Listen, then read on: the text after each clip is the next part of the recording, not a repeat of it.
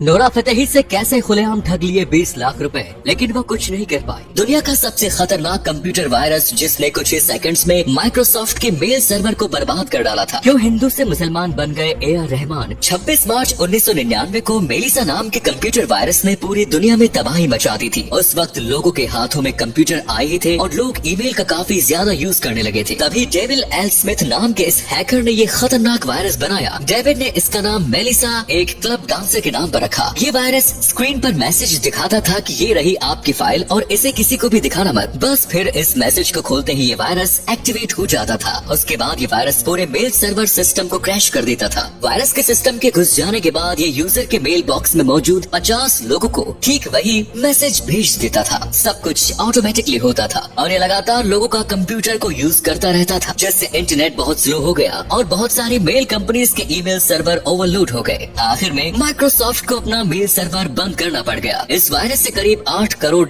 यानी लगभग 520 करोड़ रुपए का नुकसान हुआ। नोरा फतेही जब कनाडा से एक्ट्रेस बनने का सपना लेकर भारत आई थी तो एक कंपनी ने उन्हें 20 लाख रुपए का चूना लगा दिया था। दरअसल भारत में आने के बाद उन्होंने बॉलीवुड में अपना करियर बनाने के लिए एक कंपनी को 20 लाख रुपए दिए, लेकिन कास्टिंग कंपनी नोरा फतेही के साथ गलत सलूक करती थी। उन्हें गंदे पहुंच देने के लिए कहा जाता था, जिसके बाद नोरा ने कंपनी को छोड़ना चाहा। जब नोरा फतेही ने उन कास्टिंग एजेंसियों से अपने पैसों की डिमांड की तो उन्होंने साफ साफ देने से इनकार कर दिया। उस वक्त नोरा फतेही कुछ भी नहीं थी, इस वजह से उन्होंने इसके खिलाफ कुछ भी नहीं किया और उन्हें बिना पैसों के ही एजेंसी छोड़नी पड़ी। ये रुपए नोरा ने मेहनत करके एड से कमाए थे। नोरा फतेही एक शो को होस्ट कर रही थी, तभी कोरियोग्राफर टेरेंस लुइस उनके बट पर हाथ मारते देखे थे। उस दौरान तो नोरा बहुत ही नॉर्मल दिखाई दी और उन्होंने टेरेंस की इस हरकत का कोई जवाब नहीं दिया। लेकिन बाद में ये वीडियो सोशल मीडिया में वायरल हो गया और सभी लोग टेरेंस को लताड़ने लगे, जिसके बाद नोरा ने भी बहुत करारा जवाब दिया। वीडियो में टेरेंस साफ साफ नोरा फतेही के हिप पर टच करते दिखाई देते हैं। कुछ लोगों का ये भी कहना है कि ये सब TRP के लिए किया गया था और हो सकता है नोरा को अपने पट में हाथ मरवाने के लिए भी पैसे दिए गए हो। म्यूजिक से दुनिया भर में भारत का नाम रोशन करने वाले AR रहमान जन्म से हिंदू थे। आज अल्लाह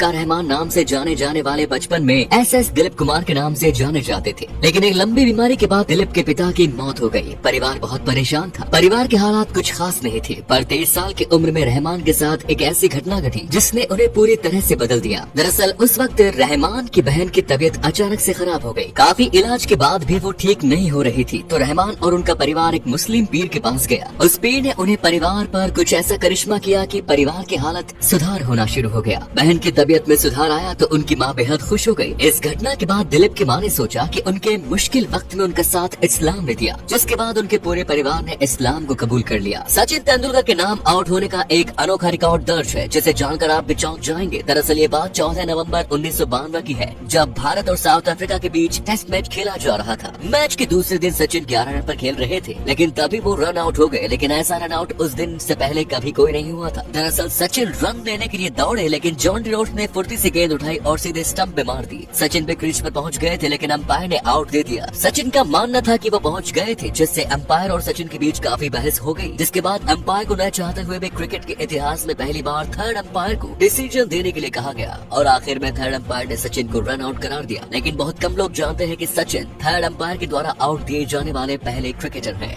MRF के एक शेयर ने लड़के को रातों रात करोड़पति बना दिया। दरअसल रवि के दादाजी ने सन 1990 में MRF कंपनी के 20,000 शेयर खरीदे थे। उस समय MRF के एक शेयर की कीमत 10 रुपए थी, तो उन्होंने 2 लाख रुपए में 20,000 शेयर खरीद लिए। जिसके बाद उन्हें पैरालिसिस हो गया और वे किसी को शेयर के बारे में कुछ बता नहीं पाए। उनका इलाज चलता रहा। जब वो थोड़ा ठीक हुए तो इलाज के लिए पैसों की कमी हो गई। जिसके बाद दादाजी को याद आया कि उन्होंने 20 साल पहले कुछ शेयर खरीदे थे, लेकिन जब रवि ने आज उन शेयर्स की वैल्यू पता की तो उसके होश ही उड़ गए। आज उन शेयर्स की कीमत शेयर मार्केट में लगभग 130 करोड़ रुपए है। राजस्थान में एक ऐसा गांव है जहां शादी के बाद लड़कियों की विदाई नहीं होती बल्कि दूल्हे की होती है, यानी शादी के बाद लड़के को यहाँ पर घर जमाई बनकर रहना पड़ता है। इस गाँव का नाम हिंगलपुर है, जो माउंट आबू से मात्र 10 किलोमीटर दूर बसा है। इस गाँव को दामादों का गाँव के नाम से जाना जाता है। जब लड़का अपने घर से विदा होकर इस गाँव में आता है तो ससुराल की तरफ से उसे रोजगार के साधन भी दिए जाते हैं और साथ ही लड़की भी अपने घर में ही बोझ न बने, इसलिए यहाँ लड़कियों की पढ़ाई लिखाई पर खास जोर दिया जाता है। पढ़ाई के बाद उन्हें कोई न कोई हुनर जैसी सिलाई बुनाई भी सिखाई जाती है। ये परंपरा इस गांव में इसलिए शुरू की गई क्योंकि एक समय यहाँ लड़कियों की संख्या काफी ज्यादा थी और लड़कों की बहुत कम। लेकिन इस प्रथा के बाद धीरे धीरे यहाँ पर लड़के आने लगे और यहीं पर बसने लगे।